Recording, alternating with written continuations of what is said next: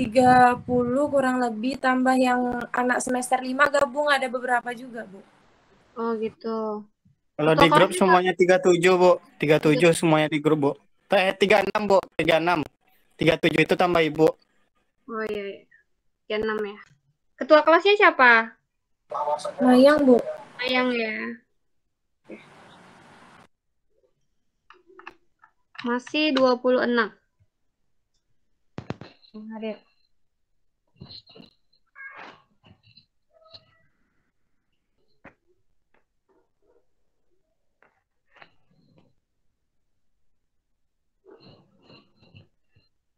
Kita hari ini belajar apa? Materinya? Dasar-dasar perpajakan, Bu. Ya, dasar-dasar perpajakan.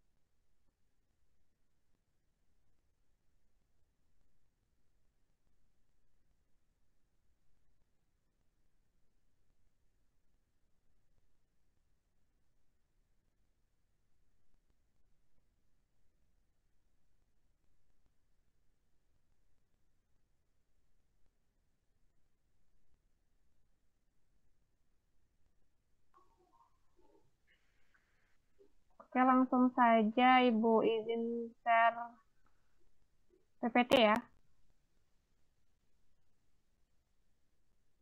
PPT-nya udah bisa diunduh juga ya di Sikuli, Bu udah masukkan juga.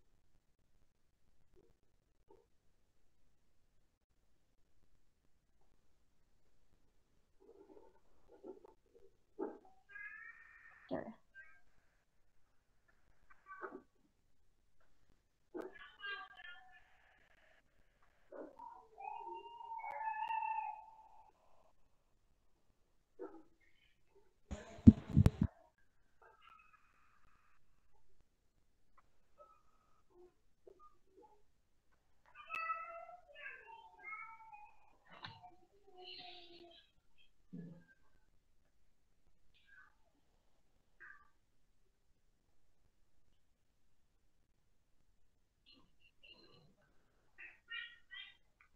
Udah muncul? Udah ya. Sudah, Bu. Kita mulai aja ya. Assalamualaikum warahmatullahi wabarakatuh.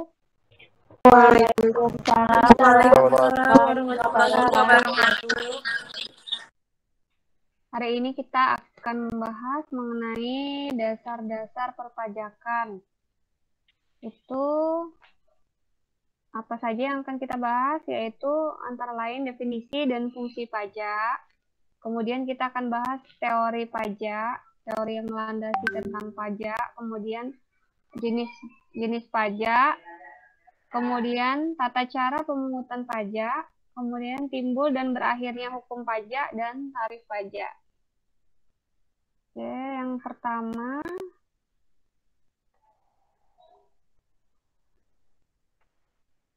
definisinya ya. Coba Mayang bisa dibacakan, kelihatan ya? Bisa, Bu, bisa. Baik. Definisi pajak. Pajak adalah iuran kepada negara dalam kurung yang dapat dipaksakan atau yang terutang oleh yang wajib membayarnya menurut peraturan perundang-undangan dengan tidak mendapat prestasi kembali yang langsung dapat ditunjuk dan yang digunakan untuk membiayai pengeluaran negara. Menurut Profesor Dr.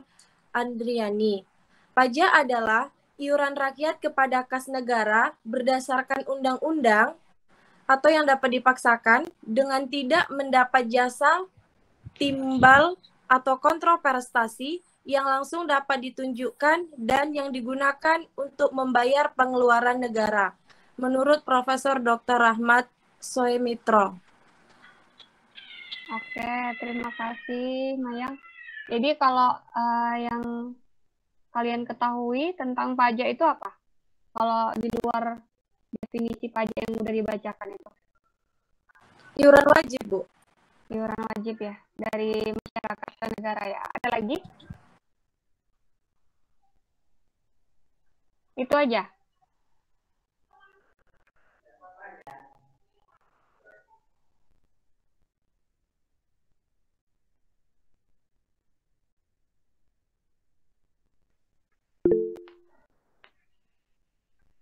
Kalau yang secara langsung kalian pernah lakukan yang terkait dengan pajak? Ada? Bayar pajak mobil, Bu. Bayar Motor, pajak Bu. mobil, bayar pajak motor, apa lagi? BPJS, Bu. Apa? Bayar pajak tanah, Bu. BPJS, BPJS. Apa itu BPJS? Apa itu? BPJS. Kayak putus-putus gitu, ada yang ngomong BPJS gitu ya? Bayar apa? Ya, pajak bumi dan bangunan. Apalagi pernah bayar apa? Pajak apa gitu? Ada lagi, tuh. Oke. Jadi dari definisi yang dibacakan oleh Mayang tadi, apa yang dapat kita simpulkan mengenai pajak?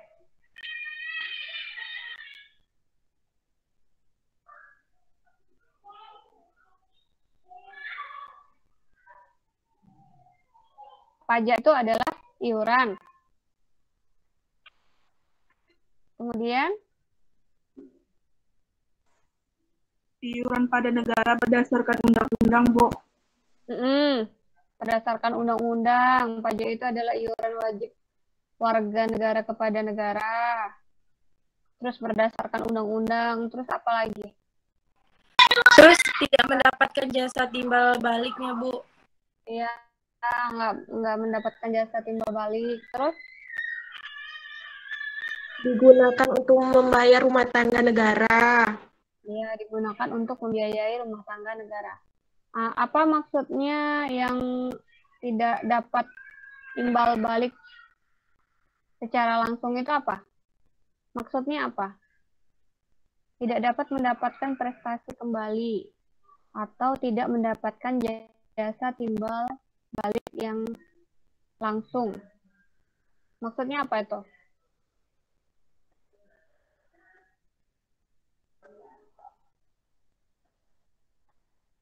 Mohon maaf, Bu, mungkin gini, dengan kita membayar pajak, setelah itu kita tuh nggak dapet efeknya gitu, Bu. Dari kita membayar pajak, setelah itu kita nggak dapet untuk kitanya tuh nggak dapat gitu. Itu untuk negara gitu, Bu. Untuk negara gitu. Yang lain?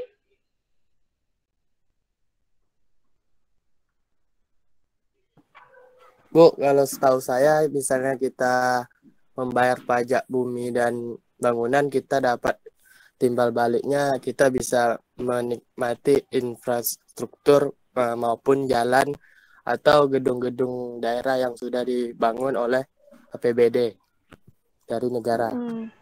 Jadi yang dimaksud dengan tidak mendapat prestasi atau imbal balik secara langsung itu gini, misalnya kita kan membayar pajak nih, jadi kita nggak langsung dapat sesuatu apa, benda atau apa gitu kan setelah kita bayar.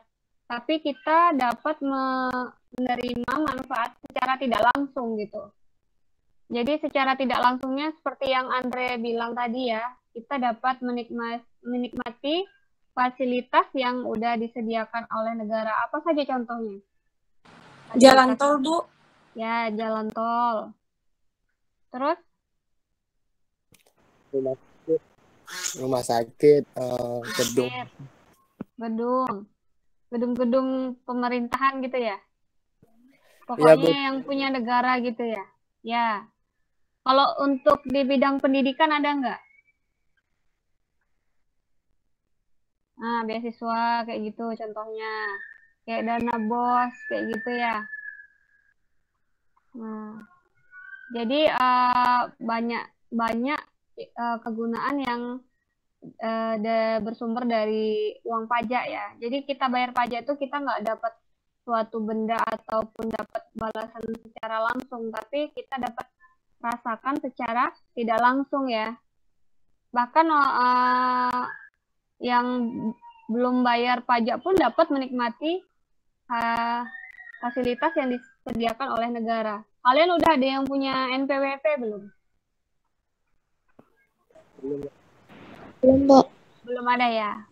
Nah, kalian aja belum punya NPWP, kalian belum bayar pajak, tapi kalian bisa merasakan manfaat yang dihasilkan dari uang pajak, iya kan? Nah, itulah makna dari tidak mendapatkan imbalan secara langsung. Oke. Kemudian ini tadi ya yang udah kita simpulkan dari pengertian definisi pajak tadi. Kemudian kita masuk ke teori yang mendukung pemungutan pajak. Nah, di sini ada teori asuransi. Ada yang ini bisa menggambarkan dari teori asuransi ini?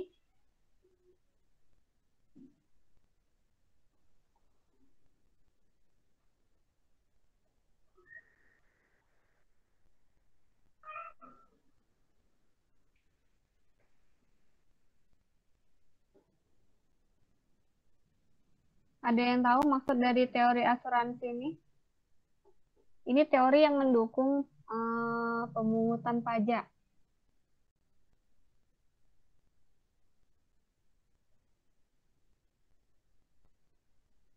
Coba Winda Ayu.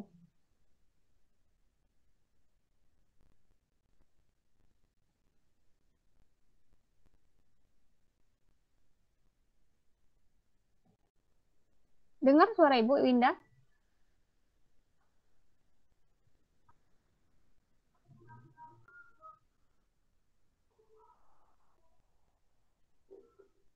Winda dengar suara Ibu?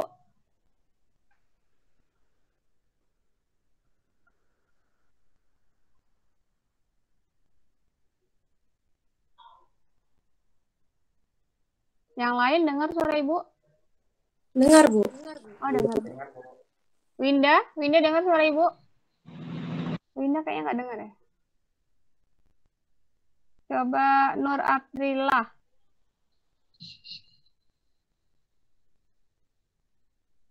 Iya, Bu. Ya. Apa bisa menggambarkan yang teori asuransi? Teori asuransi. Apa itu teori asuransi?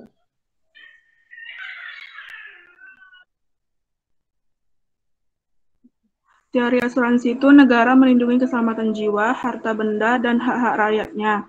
Sehingga rakyat diminta untuk membayar pajak sebagai suatu premi karena telah memperoleh jaminan perlindungan tersebut. Maksudnya seperti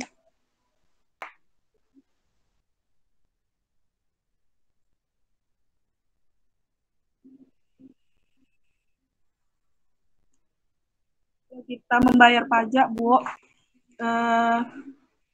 fasilitas yang kita dapat tuh juga kayak keselamatan jiwa, maksudnya tuh gimana? Ibaratkan BPJS gitu ya? Melindungi. Iya. Kalau BPJS kan, ya BPJS yang menjamin gitu ya.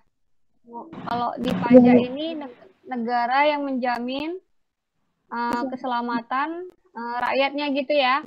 Jadi kita juga harus membayar premi kayak BPJS ya, iuran wajib gitu ya. Iya, Bu. Iya, Bu. Nah, jadi ibaratkan seperti itu ya, Nur Aprila. Iya, Bu. Jadi kita diwajibkan untuk membayar pajak sebagai kewajiban. Kemudian yang kedua ada teori kepentingan, yaitu pembagian beban pajak kepada rakyat didasarkan pada kepentingan. Semakin besar kepentingan seseorang, maka pajak yang dipikul juga semakin besar. Kemudian selanjutnya ada teori daya pikul. Teori daya pikul. Coba Optimal, Welza.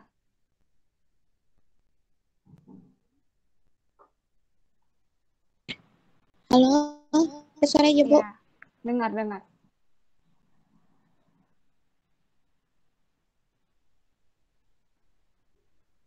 Teori daya pikul.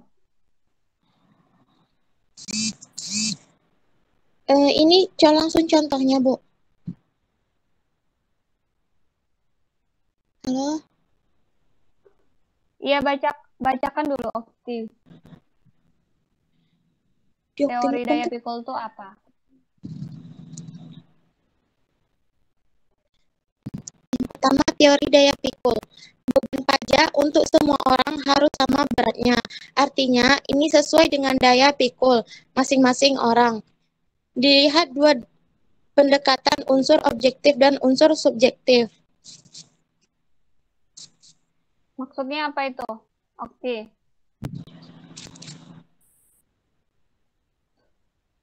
Maksudnya tuh kayak dia kerja tuh, Bu. Jadi kalau dia kerja itu membayar pajaknya tuh seimbang gitu loh, Bu. Kayak misalnya pembayaran BPJS tadi, Bu. Jadi kalau dia membayar sebulannya itu 30, ya serentak semuanya 30 gitu loh, Bu. Kalau yang unsur objektif dan unsur subjektif?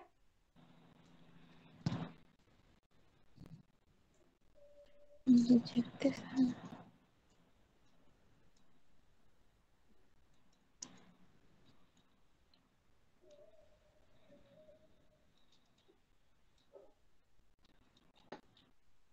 Gimana, Rian? Rian Delviandi.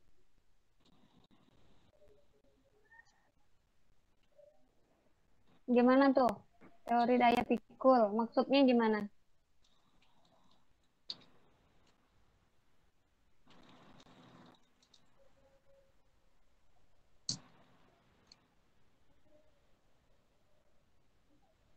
Maksudnya gimana, Rian?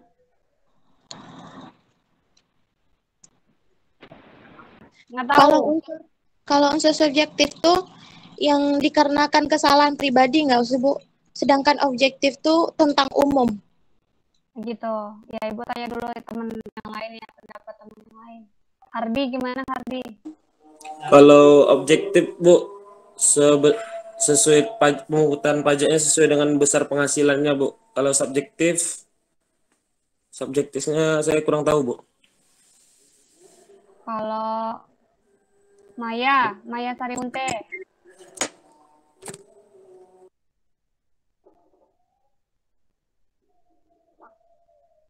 Gimana Maya?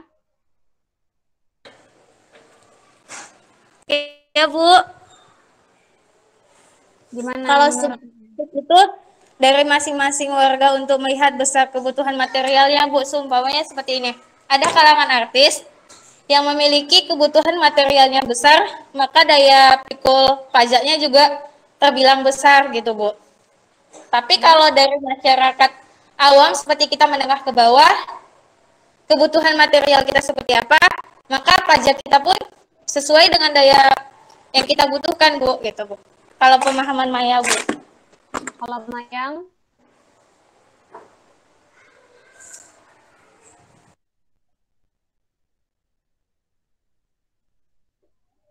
Dibuka dulu mute-nya Mayang. Oh iya, maaf Bu. Ya. Kalau menurut Mayang itu hampir sama yang dikatakan Maya. Itu sesuai daya pikul masing-masing orangnya, Bu. Kalau misalnya bebannya itu banyak, maka pajak yang dikeluarkannya itu juga banyak gitu, Bu. Dan itu semua rata gitu. Nggak ada apanya, kayak misalnya artis pajaknya besar, itu dikurangi, itu nggak gitu gitu. Intinya semua itu adil sesuai dengan daya pikulnya masing-masing. Kalau yang dilihat dari dua pendekatan itu gimana, Mayang? Subjektifnya, Bu, sama objektif. Ya, maksudnya gimana? Kalau Kalau subjektif itu mungkin dari penghasilannya, Bu, dilihat. Kalau objektif? Kalau Dapat objektif bisikan tuh gaib ya, Mayang? enggak, kalau kalau objektif itu Bu, kayak rumah, kayak mobil kayak gitu, Bu. Gitu ya, ya. Jelas. Oke, kalau yang teori daya pikul itu kan merupakan beban pajak untuk semua orang harus sama beratnya. Artinya sesuai dengan daya pikul masing-masing. Nah, kalau misalnya kita bilang yang kaya, misalnya banyak hartanya, tentu dia nanti pada tarif pajaknya itu akan lebih besar, gitu ya, akan lebih besar daripada ya yang cukup gitu keuangannya. Jadi kalau di pajak ini semakin besar penghasilannya, maka tarif pajak yang dikenakan itu akan semakin tinggi, gitu. Nanti akan ada tarif pajaknya. Jadi itu dirasa adil ya. Soalnya kalau misalnya sama, misalnya 1 juta, terus nanti dikenakan pajaknya ke yang banyak, yang kaya itu, tentu dia nggak akan terasa gitu dengan nominal sekian. Tapi kalau yang cukup, misalnya pajaknya 1 juta, tentu akan dirasa berat dengan dia. Makanya seperti itu tidak berlaku dengan nominal yang sama, tapi dikenakan berdasarkan tarif pajak. Jadi semakin besar penghasilannya, maka tarif pajaknya juga semakin tinggi. Gitu ya yang dimaksud dengan sesuai dengan daya pikul masing-masing orang. Iya, Bu. Kemudian nanti dilihat dari dua pendekatan, yaitu unsur objektif dan unsur subjektif. Di sini maksudnya kalau unsur objektif itu dilihat ke objeknya. Sedangkan kalau unsur subjektif itu dilihat ke subjeknya. Subjek itu apa? Subjek itu pelakunya bisa orang pribadi atau tunggal, ataupun bisa pelaku usaha, badan usaha. Di sini ada 2 jenis ya. Satunya pribadi, kemudian satunya pelaku usaha atau badan usaha. Jadi si pelaku, apa sih yang dinilai dari subjektif itu? Kalau kita pribadi tentu penghasilan kita, kalau badan usaha tentu laba atau ruginya perusahaan gitu ya, laba perusahaan. Tapi kalau di unsur objektif, ini dilihat dari bendanya gitu. Contohnya yang udah disebutkan sama Mayang tadi, mobil atau rumah, dilihat ke objeknya gitu. Jadi ada dilihat dari 2 pendekatan. Gitu ya, kalau yang di daya pikul ini. Satunya unsur objektif dan satunya unsur subjektif. Dilihat dari pelakunya atau dilihat dari objeknya. Kemudian sampai sini agak paham ya sedikit ya? Iya, Bu. Paham, Bu. Oke. Azan lagi azan pula ya. Kemudian ada teori bakti. Kemudian ada teori asas daya beli.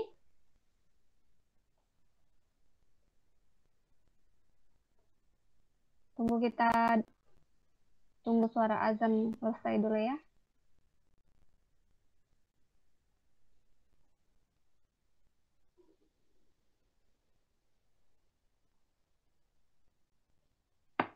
Kita tunggu sebentar ya. Iya, Bu.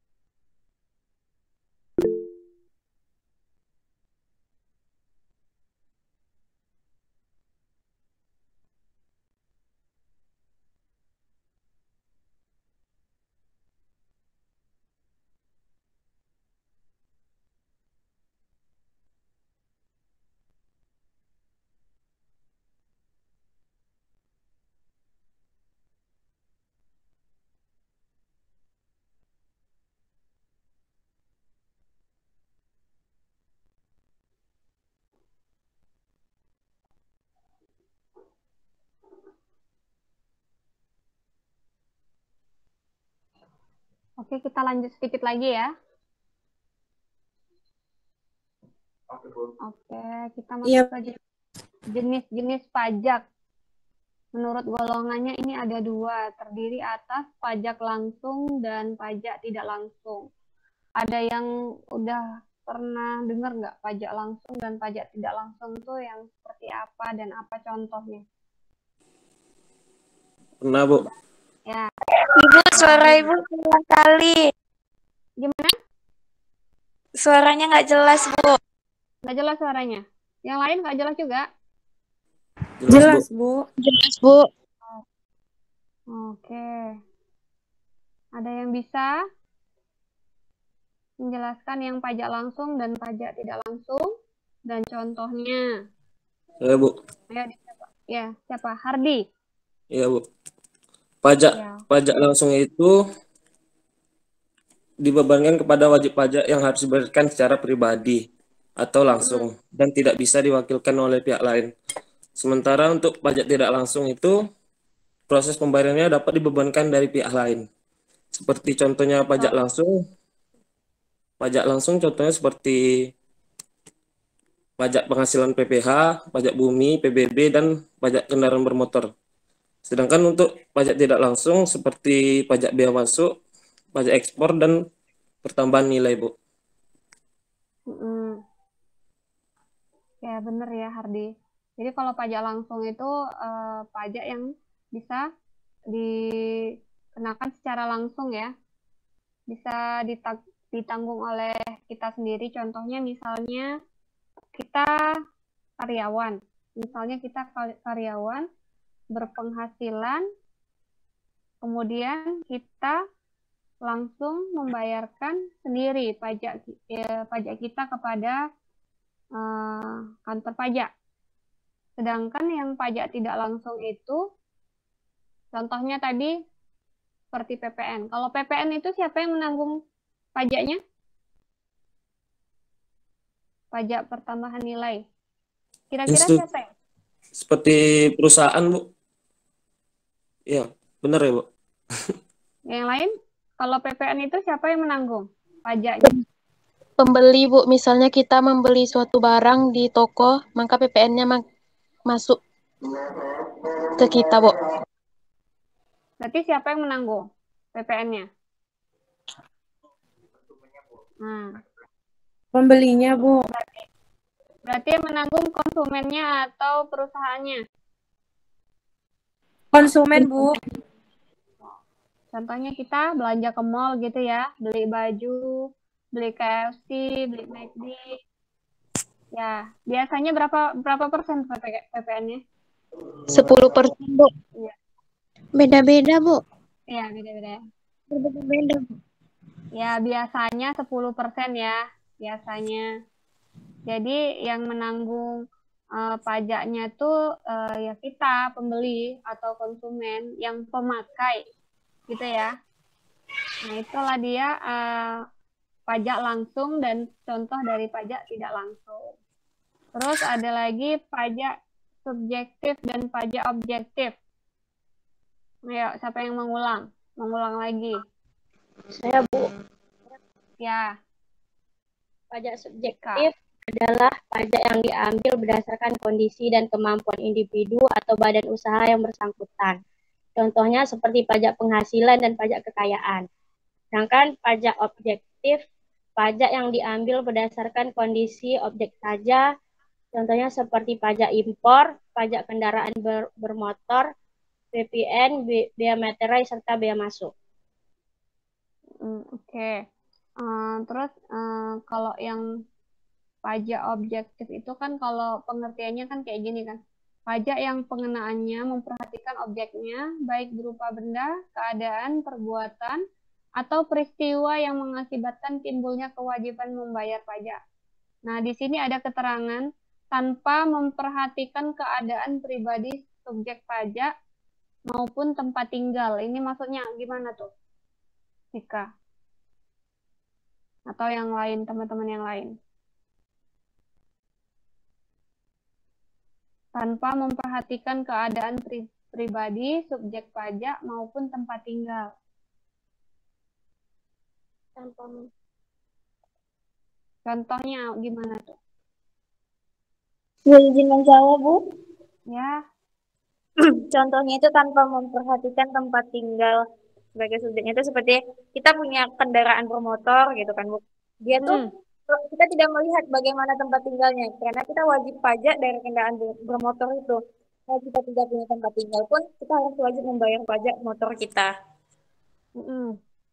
Seperti itu, Bu. Iya. Jadi contohnya saja ya, kita misalnya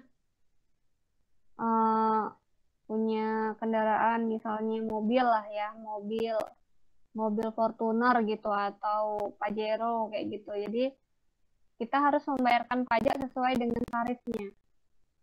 Kira-kira mobil misalnya Fortuner dengan mobil Brio sama nggak pajaknya? Beda, Bu. Beda lah, Bu. Beda, Lebih Bu. mahal Beda, pajak Bu. Fortuner, Bu, daripada Brio. Ya, dia sebanding dengan harganya ya. Jadi Termasuk golongan orang kaya tuh, Bu. ya, makanya kalau di pajak itu makanya tadi sesuai dengan daya pikul masing-masing. Jadi semakin tinggi harganya maka akan dikenakan pajak juga yang semakin besar gitu ya.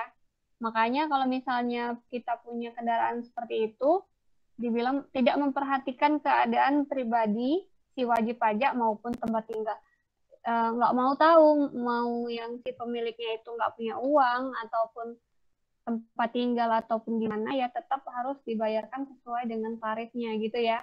Jadi tidak Ya, Bu. memperhatikan keadaan wajib pajaknya mau punya uang atau enggak, yang pasti tarifnya segitu harus dibayar segitu gitu ya. Kemudian ini ada menurut lembaga pemungutannya, itu ada pajak pusat dan pajak daerah. Apa saja contohnya nih?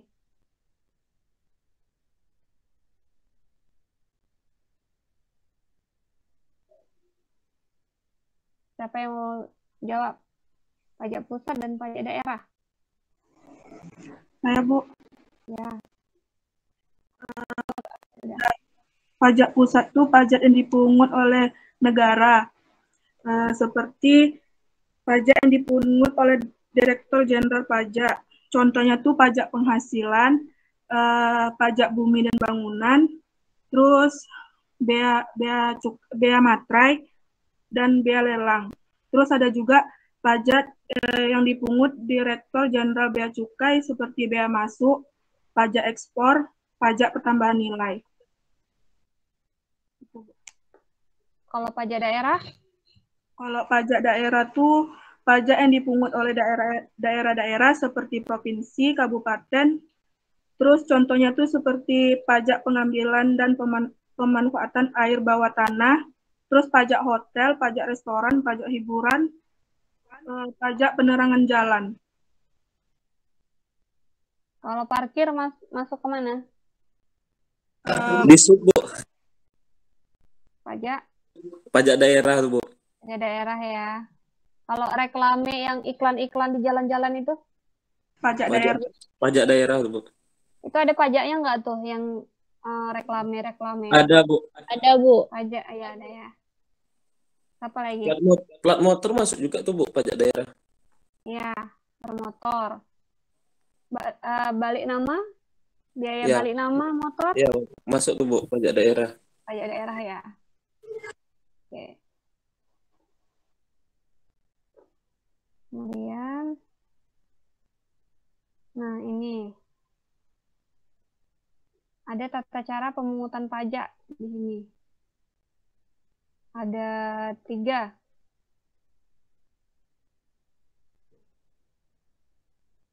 Sel-sel nyata, sel-sel anggapan, dan sel-sel campuran. Campuran ini yang real sel-sel dicampur dengan fiktif sel-sel. Kemudian yang sistem pemungutan pajak. Ini ada 3. Boleh dibacakan, Hardi? Ya, Bu. Boleh dibacakan sistem pemungutan pajak? Sistem pemungutan pajak. Official Assessment System, sistem pemungutan pajak yang memberikan wewenang kepada pemerintah secara fiskus untuk menentukan besaran pajak yang terutang oleh wajib pajak. Sementara untuk Self-Assessment System, sistem pemungutan pajak yang memberikan wewenang kepada wajib pajak untuk menentukan sendiri besarnya pajak yang terutang. Dan untuk Withholding System, sistem pemungutan pajak yang memberikan wewenang kepada pihak ketiga atau bukan fiskus maupun wajib pajak untuk memotong atau memungut pajak yang terutang oleh wajib pajak. Kalau di Indonesia dia menganut yang mana tuh, Hardi?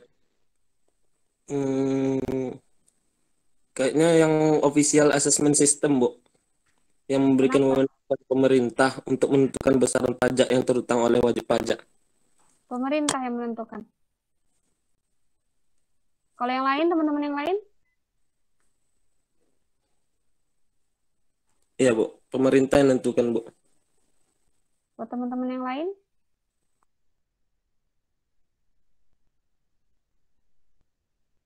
Ada ini? Tanggapan lain?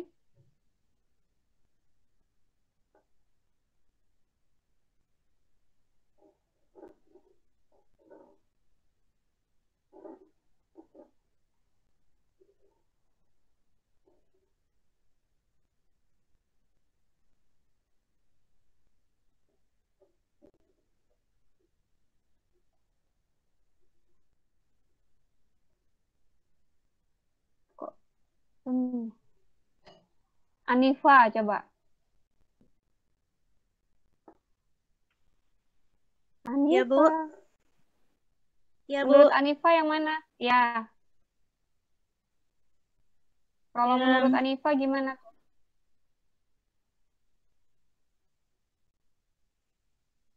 Withholding system, Bu. Withholding system. Alasannya? Alasannya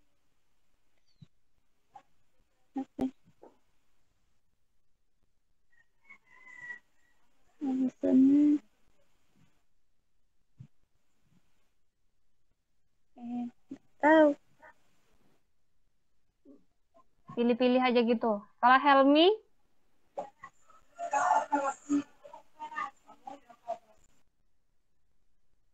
Helmi mana Helmi? Ya, Bu. Menurut Helmi?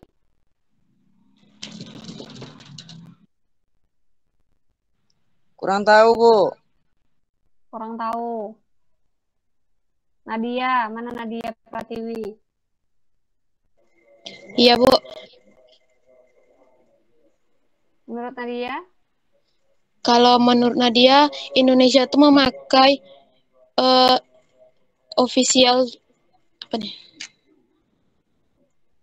official assessment system, Bu, dengan self assessment system.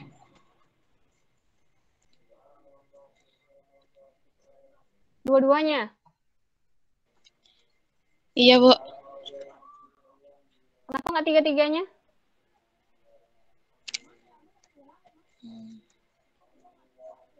Soalnya menurut Nadia, kalau yang self assessment system tuh kan ada tubuh perusahaan yang menyewa jasa akuntan yang untuk menghitung pajaknya, Bu. Pemerintah yang menentukan, tapi perusahaan itu sendiri yang menghitung besar pajaknya, Bu. Gitu, oke. Jadi kalau di Indonesia itu sekarang itu menggunakan sistem yang self-assessment. Itu karena sudah diatur di dalam Undang-Undang Pasal 12 Nomor 28 tentang Ketentuan Umum dan Tata Cara Perpajakan. Yaitu apa? Apa bunyinya? Yang pertama, setiap wajib pajak membayar pajak terutang berdasarkan ketentuan peraturan perundang-undangan perpajakan dengan tidak menghitungkan pada adanya surat ketentuan pajak. Jadi sudah ada diatur ya. Yang kedua, jumlah pajak yang terutang menurut surat pemberitahuan yang disampaikan oleh wajib pajak adalah jumlah pajak yang terutang menurut ketentuan perundang-undangan perpajakan.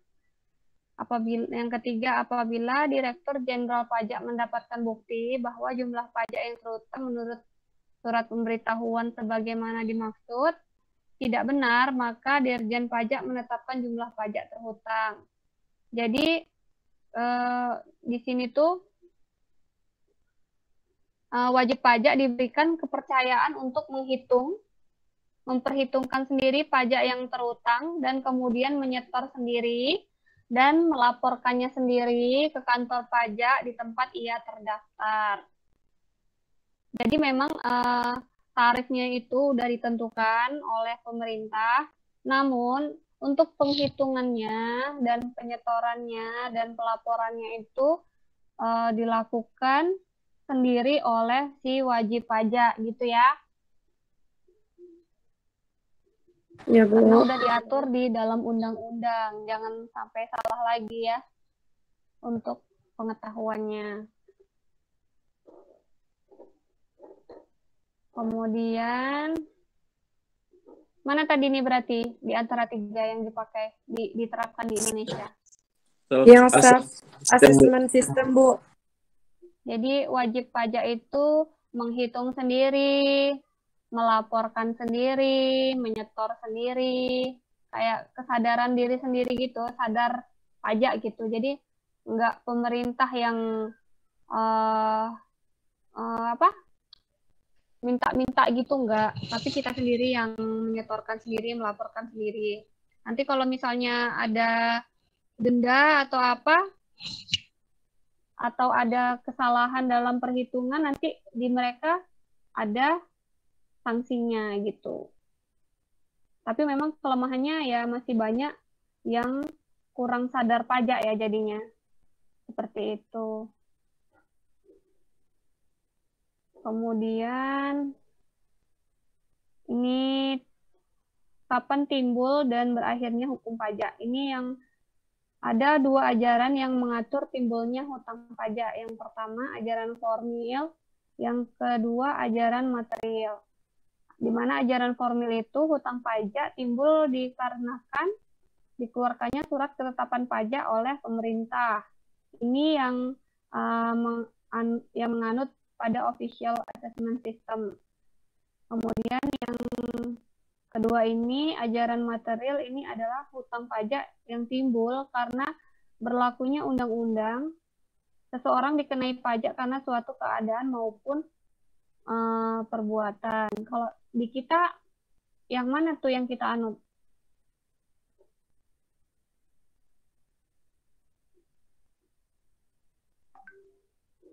Kira-kira ajaran material atau ajaran formil?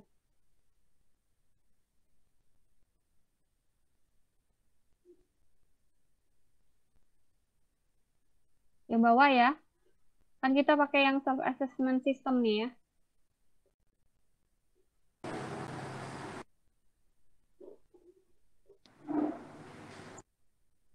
Ya.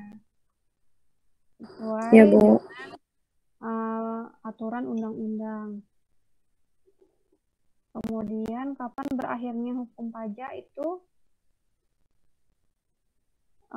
ketika dilakukan pembayaran, berarti kan setelah dilakukan pembayaran otomatis sudah berakhirlah hukum pajak. Kemudian kompensasi, daluarsa penagihan, adanya pembebasan dan penghapusan pajak dari pemerintah.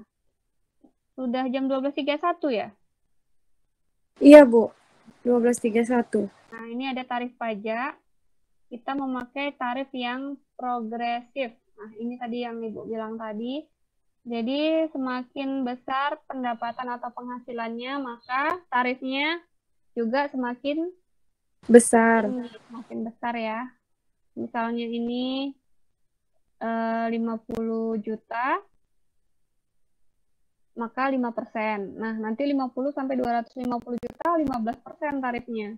Nah, kalau misalnya kalian punya omset sampai lebih dari 500 juta atau miliar, tentu dia semakin besar tarifnya gitu ya.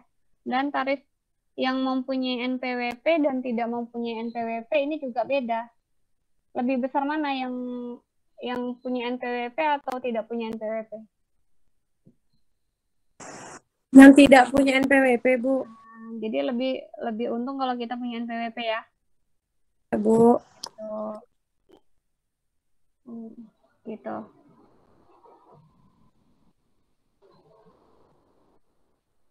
Sekian penjelasan Ibu dari mengenai dasar-dasar perpajakan. Di sini hujan. Sama, Bu.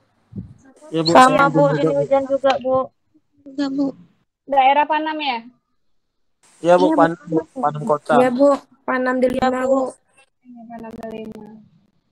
Oke. Nanti Ibu minta masukkan resumnya ya ke Sikuli ya. Batas pengumpulannya nanti malam. Nanti masukkan, bikin resume, tulis tangan, silahkan masukkan ke Sikuli ya. Baik, Bu. Baik, Bu. Baik, Bu. Apa gimana? Buatnya di Iya, terserah di tulis tangan aja, di double folio. Terserah kan Bu, HTS juga boleh, Bu. Boleh. Poin-poin ininya aja, poin-poin pentingnya aja. Nggak usah panjang-panjang. Oke, cukup sekian pertemuan kedua kita ya.